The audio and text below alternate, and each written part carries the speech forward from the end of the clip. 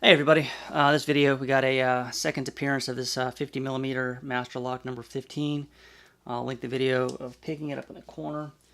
This video we're going to attempt to impression a key. And so let me just go ahead and get this in the vise here.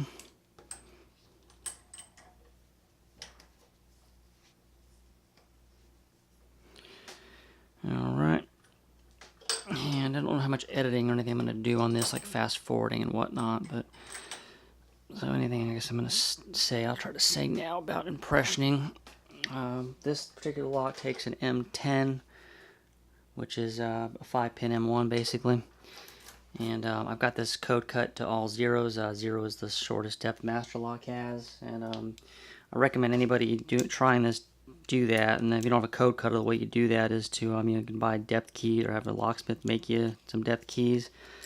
And whether it's Schlag or Quickset or whatever, you just take the lowest numbered one, and then you can take it to a locksmith or hardware store or whatever and just have it duplicated a bunch of times. So you've got your spacing down, because spacing is critical on this. And we're also going to be using key gauge and a Swiss cut pippin file. And I'll probably put links to these things in the description. I've also got a magnifying glass lamp thing here that I'll link a video in the corner of that also, and link that in the description too, because I don't want to move the camera to show it. And then to do this here, basically going to insert it in the lock, put a little bit of turning pressure as if you're kind of tensioning it. And you're just going to push into the pin to kind of rock it a little bit. And then you're going to go into the magnifying glass and look for some marks. And right off the bat here, I've got a mark on number 5 and number 2. So I'm going to file those.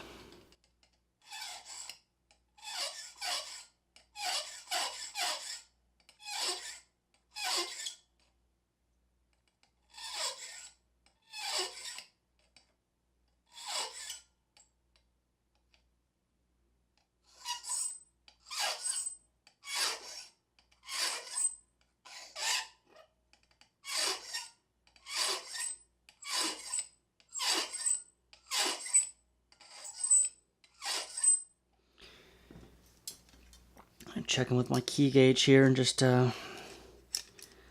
where I'm at. I don't want to go past the depth here, but like I said, I also don't want to be going half cuts and literally make it take twice as long. Go back into the lock here. And I don't do this very often. I don't have to working. It just rarely ever comes up. Usually if it is something like this, it's doing like a filing cabinet lock or something simple. But one thing I will do working, which I'm going to not do now, is if the key starts to break or bend, I'll code cut it to where I'm at or duplicate it to where I'm at, so I don't lose all of my cuts, and I start with a nice fresh blank.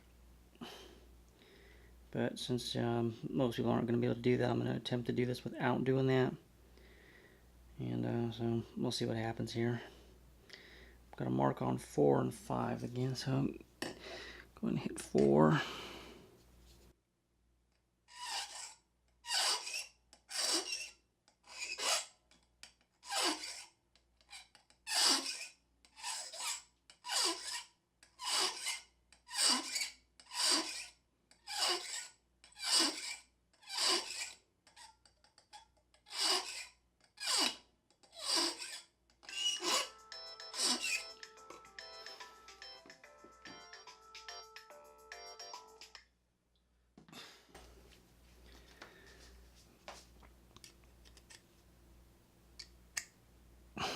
And so it goes to 2 and then to 1, so we're good there. I'll go back into the lock.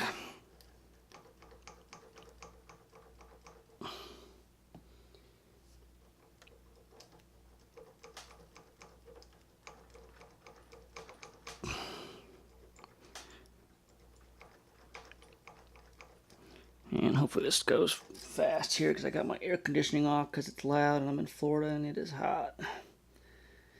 Alright, got a good mark on 1. And possibly 4, but definitely on 1. I don't know if you'll be able to see these or not. 1's fairly good here. It's about as good as you get here. Of course, on Master Lock and Schleg also, when you get down to, if you got 4 out of the 5 good and you're just off by 1 on one of them, the lock will a lot of times still turn, and then you really get a good mark.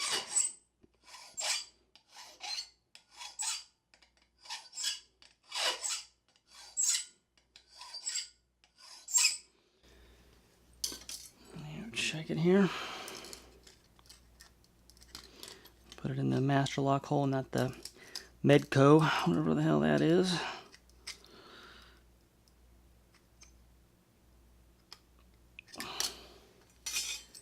And the next one here.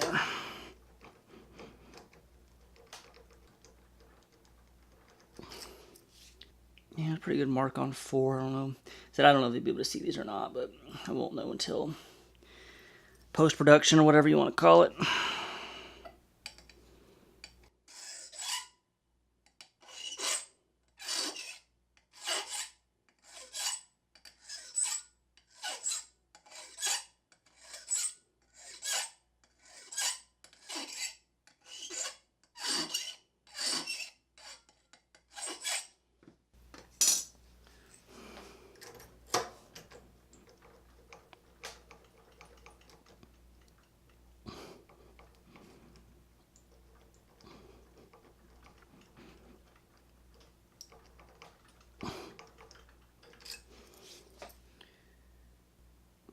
Okay, got a mark on number 2 and number 5.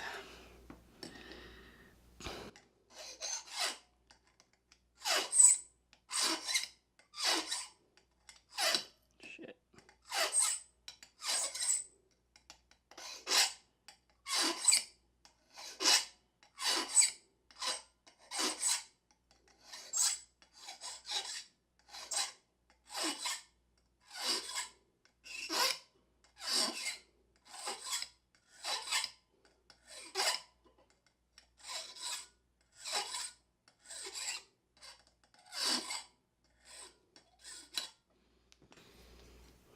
Just check my depths here.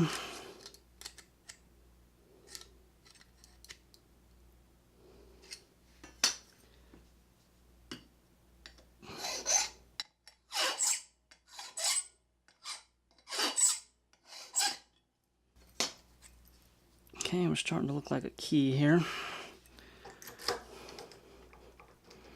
Hopefully we don't want it with a bump key.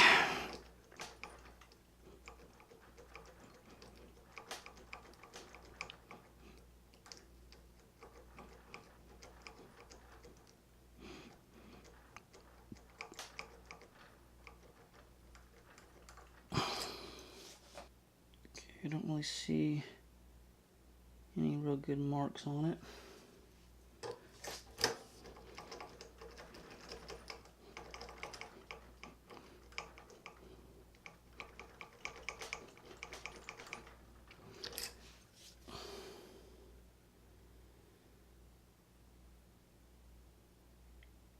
Okay, I got a little something on one.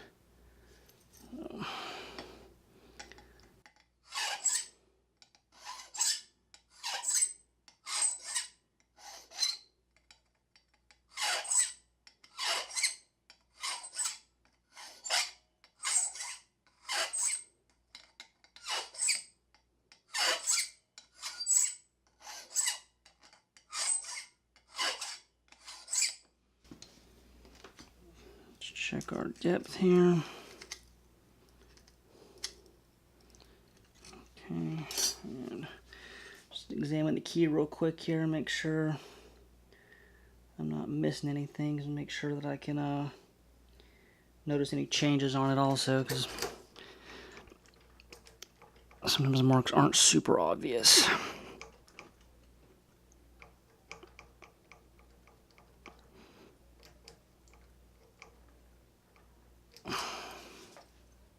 Okay, I got a mark on 3. And I believe I've got one on 4 as well. So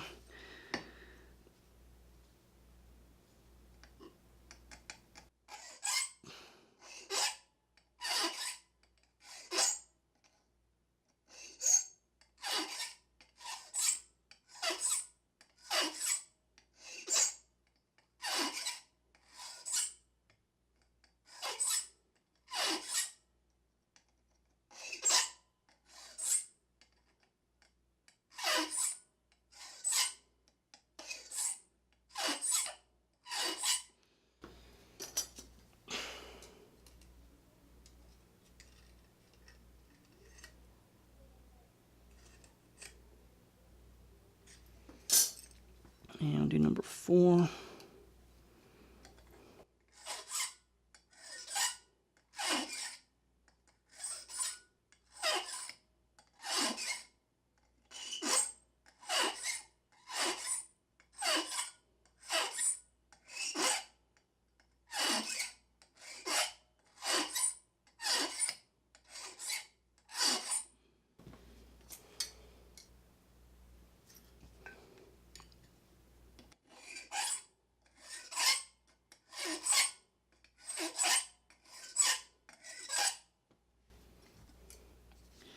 Alright, I'm not even bent too bad here. I'm not putting a ton of pressure on it. Just kind of, maybe just a tad more than you would put on it if you were tensioning it.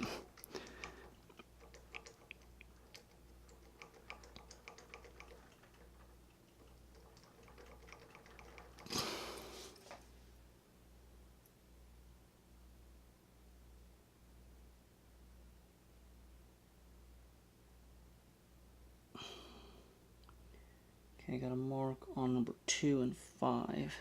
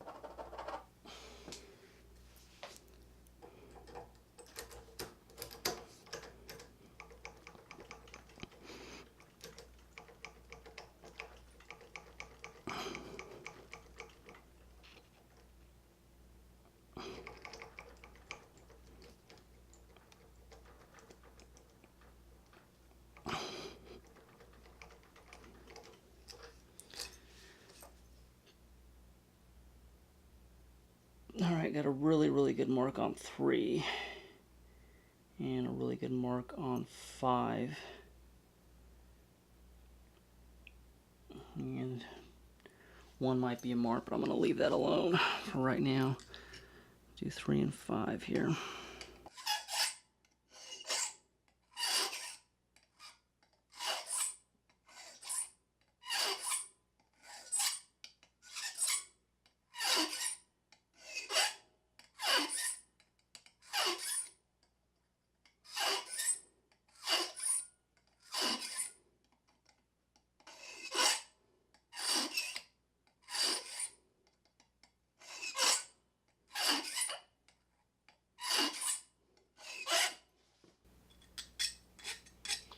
Got a sharp point on right there, so we're going to take that off, make sure it can go in the lock in and out just fine. You don't want to get the damn thing stuck.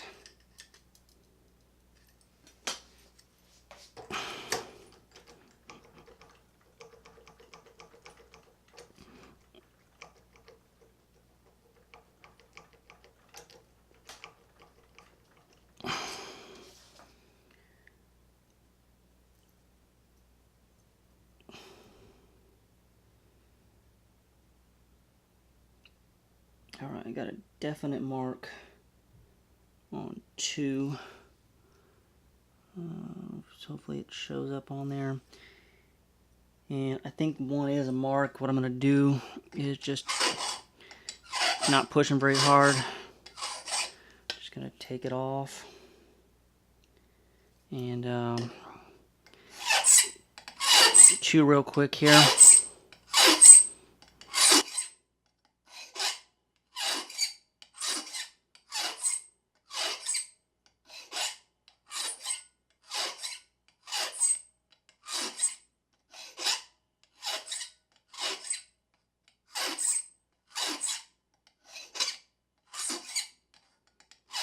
And then if 1 does mark again, we're going to just call it a mark and file. But you can't add material, so you definitely don't want to go too far. So if you're not sure, just leave it alone, or a couple of light passes, just see if you can get the mark to go away. If it goes away real easy, it may not have been a real mark. But if it comes back, you know, any deeper, then, you know, go for it.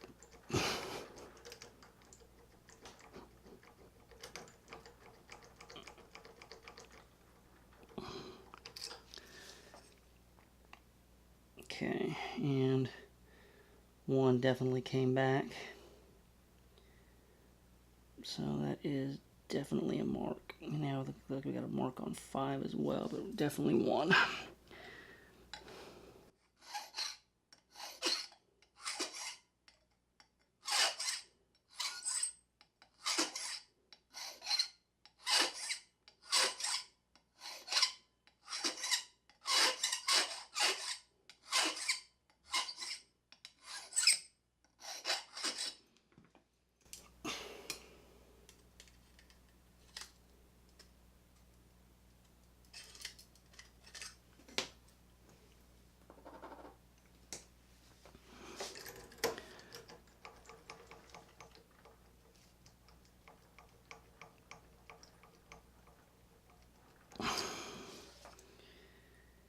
Okay.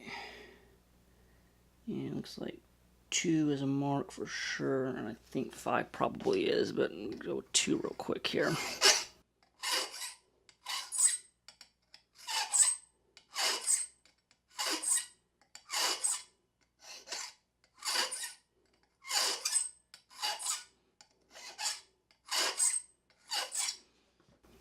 Check it real quick.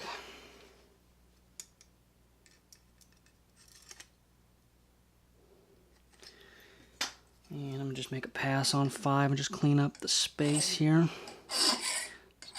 Just light passes. Just clean it up, get a nice fresh surface to mark here. And actually I think that is a mark actually, because I just hit it a couple times and it's still there, so probably is a mark. Now see we're running out of key here, so I don't know if I went too deep. We're going to want it with a bump key, or we're getting close, one of the two here. Yeah.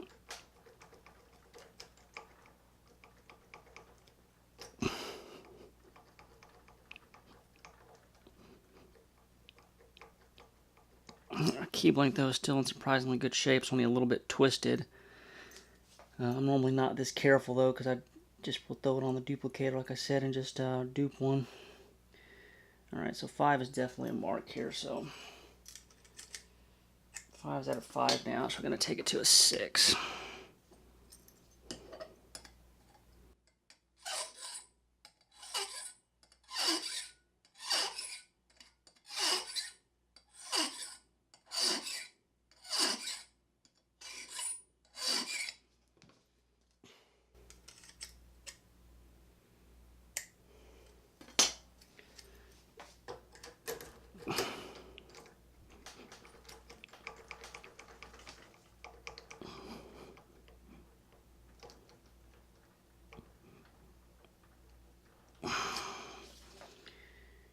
Okay.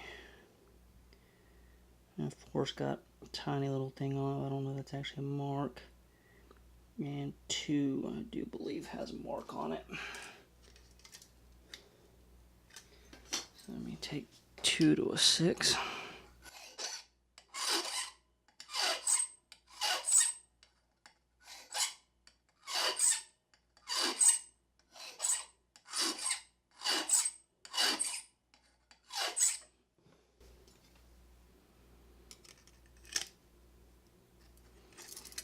And then I got a nice sharp point there I'm going to take off as well. And looks like we're working on a bump key almost here. And see all the material we've taken off too. There's quite a bit of brass on there.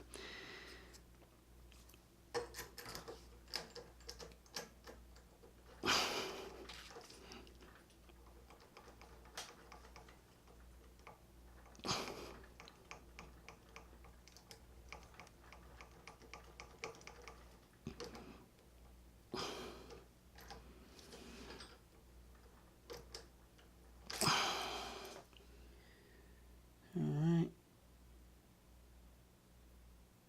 5's got a little mark on it.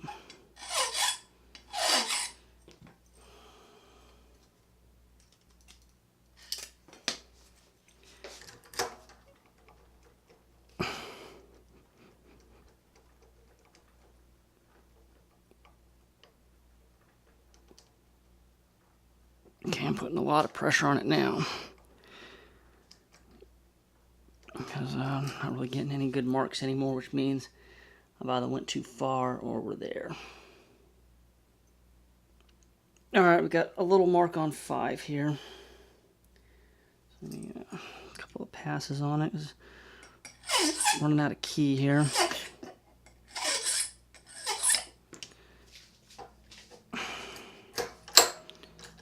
And that was it.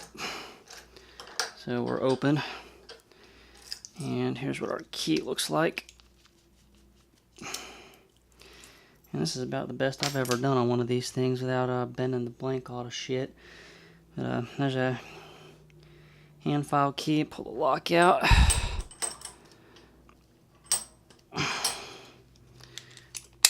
And there we go, man. That's awesome. So Master Lock 15 impression. And that'll, I guess, do it for this video then, and we'll talk to everybody later.